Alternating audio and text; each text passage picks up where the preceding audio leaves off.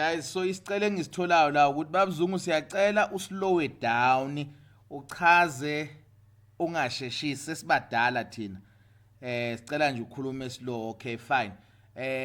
Umbuzo kushuthi uyafana ukuthi babuzungu, is it important na ukwazi iposition yami yaku daily time frame, ukwazi i-candlestick yami ya previous day noma i-signal candlestick yami ukuthi ihlezi kuphi ngokwe daily time frame, ihlezi ku supply, ihlezi ku demand, ku buy zone or ku sell zone ye structure saku daily time frame na.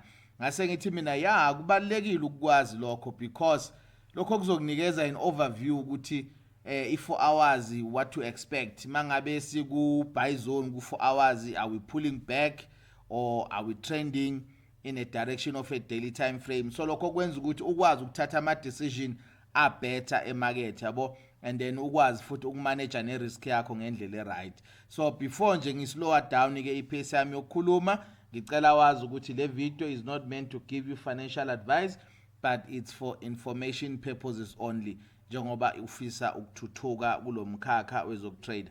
All right guys, so ithini nginiboniseke simple.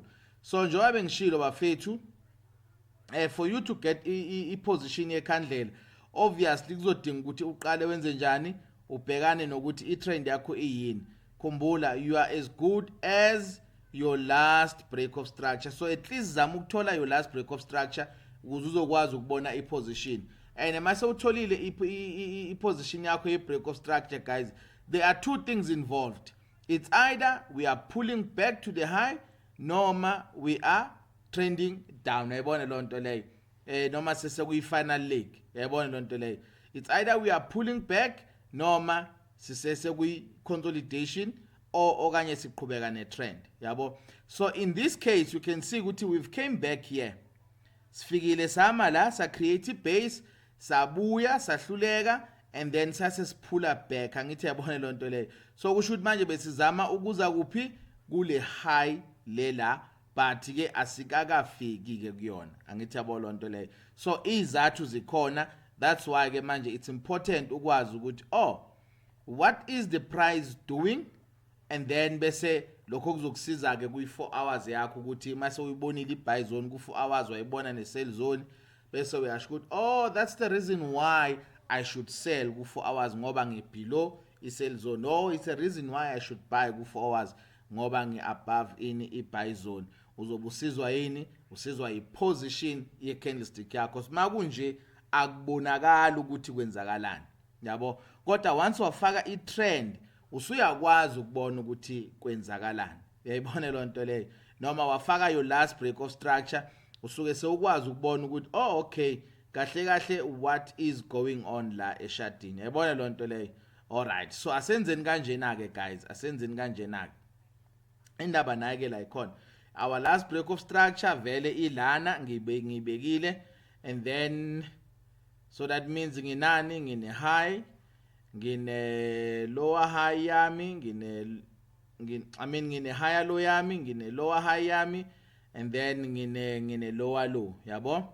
So ngifuna ukuthola ini ke i-position, asambe ke sothola i-position. So ngokwelentuzana, ngokwale structure lesi ngisibeke la, yabo. So that will be my, okay, there's a supply here, yabo, there's a supply here, and then there's a supply futhi la ngaphezulu, yabo. So mhlambe ngizosebenzisa le for now, ngizobona mayifika la ukuthi reacta kanjani. And then nginale buy zone le ayila, of which mangibheka le buy zone, you can see ukuthi imarket did come back kuyona, yaphinde futhi yabuya. Yayibona lo nto leyo. And then uma ngabe ngiyanga phansi ngiyabona ukuthi nakhona nginani, nginayo i-buy zone la, angithi yabo. So I do have a buy zone here, and then ngine low nangapha ibase yami le, i-buy zone yami le, angithi yabona lo nto leyo. So with these three boxes zami sengiyakwazi ukubona ukuthi okay, kahle kahle la ikhandlela lami la previous day libonakala ngathi lifuna ukushona phansi. Seku reasonable. Why? It's because ngifike kuphi ku sell zone, and bekunani fair value gap, and kunani ngapha kunelentuzana, kune base, kune buy zone. Yabona lo nto leyo. So this resistance, it's a bit stronger because inama touches ayingaki 1 2 3 4 5 yabona lonto le. So that is why ubona imakethe ithe mayingena la yapusha down. And emasewulana so uyakwazi nokubona namakhandlela wakho mawubheka ama candlestick pattern wakho usuyakwazi ukubona ukuthi oh lana nje bangine sell zone masingena la what happened ngene ngekhandlela elikhulu eligreen and then yabona mangizuma kahle yabonakala spinning top ngempela as guys ibonakala kahle yisi spinning top. So uma ngizuma la ngiyakwazi ukubona iposition yami ekhandlela phela ma ilentuzana incane thola ukuthi ikhandlela ngiliboni kahle. Okay, yeah, isi spinning top ngempela guys. So manje mangabe uyabheka lana lona inside lana, so this is an inside bar, this is a mother bar, because high yala is lower than the high yaga mother bar, low yala is higher than the low yaga mother bar. So this is the inside bar. Esho ukuthi imarket is undecided in terms of its direction kule point le. So imarket is undecided. Angithi yabona nala yenze into efanayo la, sithole exactly this candlestick efana nale spinning top yabo, and then high yala is lower than the higher mother bar, low yala is higher than the low ye mother bar, and imarket yenze njani ya pull back down yabo. So nalana sithola the same candlestick pattern la ku daily time frame. So ubusungakwazi ukulindela ukuthi oh the following day imarket izokwehla ishone phansi yabona lonto leyo, by virtue of the type ye candlestick engenile ne position yabo. So that is why ngithi i-daily bias yakho ibaluleke kakhulu and ingakwazi ukukusiza vele uthathe ama decision azoba grand yabo. So ake sithi ke bewutrader ke namhlanje and then uhamba ngale khandlela leli, utrader le khandlela leli and then umake i-high yakho ne-low yakho la, and then uyahamba uya ku 4 hours yakho. Njoba ufika la ku 4 hours yakho, it's simple guys. So you can see usukwazi nokubona ukuthi oh okay ngayi sibe ne consolidation saba ne M shape lana, and maqondana ne M shape yethu sikwazile ukuthola ini guys, sikwazile ukuthola i sell zone yethu yabo, sikwazile ukuthola ini i sell zone yethu la. So obviously i sell zone yami iqondene nani ne high ye previous day candlestick yami yabona lonto leyo. So low ye sell zone yami iqondene ne high ye previous day candlestick yami. So lokho kuyangitshela vele ukuthi I'm trading below the low of the previous day. So expect ukuthi market yehle ishone phansi because ngitrader below ini, ngitrader below I sell zone yabona lonto leyo, ngitrader below I sell zone. Well zikhona ke indawo lezi ezifuel emarket bingama khona, there was a consolidation la, demand, and then there's another consolidation yabo lonto le, and then imarket ibonise ngathi impela ifuna ukuyidlula le demand, yayidlula le, and then ibonisa ngathi ifuna ukuyidlula le. So obviously sizobheka ini, sizobheka nansi buy zone yethu la, if kungukuthi imarket ayihloniphi le demand lela, sizobheka nansi i-buy zone yethu as an ultimate position ukuthi once sa breaker below la, then sesiyazi ukuthi i-price yethu izoshintsha ize la phansi la kule zone le enkulu ya previous daily time frame yabo lonto leyo. But for thina nje kwa 4 hours vele i-low yethu esiyibhekile yile, and then i-high yethu esiyibhekile yile yabo, ngoba le i-sell zone ka 4 hours, le i-buy zone ya ka 4 hours. So above i-buy zone sifuna ukubuy, below i-sell zone sifuna ukusela uyayibona lonto leyo. Then njengoba ke namhlanje si break below the low ye previous day candlestick, obviously besizongena for any i-sell.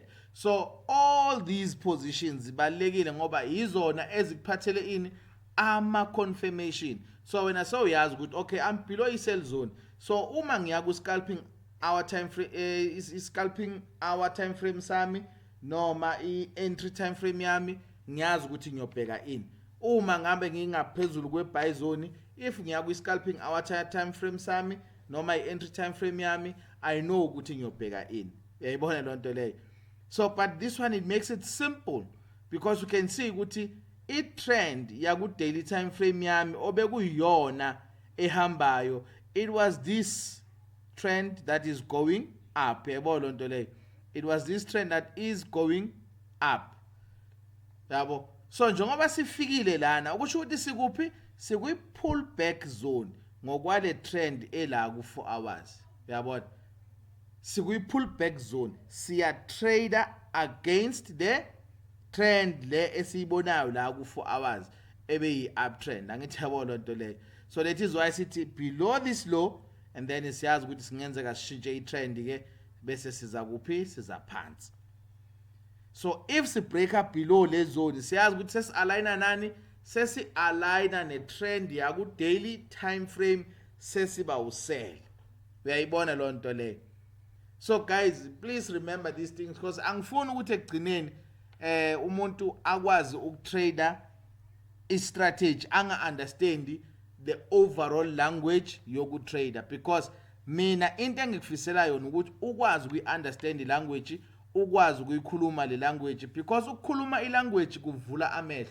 Uma amehlo evuleka kwenza ukuthi kube lula ngawe ukutrader noma ngabe imaphi ama condition kuyimarket.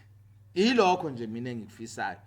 More than anything else, angifuni ukuthi makuthiwa imarket ya consolidate you don't know what to do. You only trade when the trend is going up.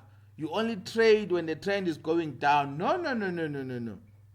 No. You must be able to trade consolidation as well. You must be able to trade the trend.